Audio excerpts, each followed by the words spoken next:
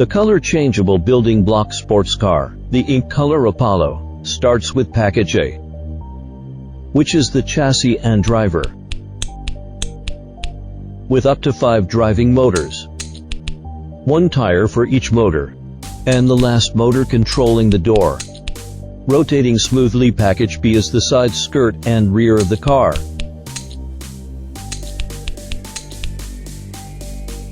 And package C is the periphery of the whole car.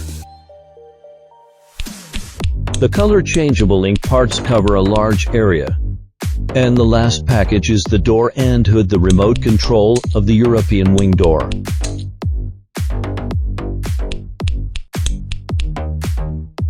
The whole car is completed. The diversion tail wing and the drifting tires.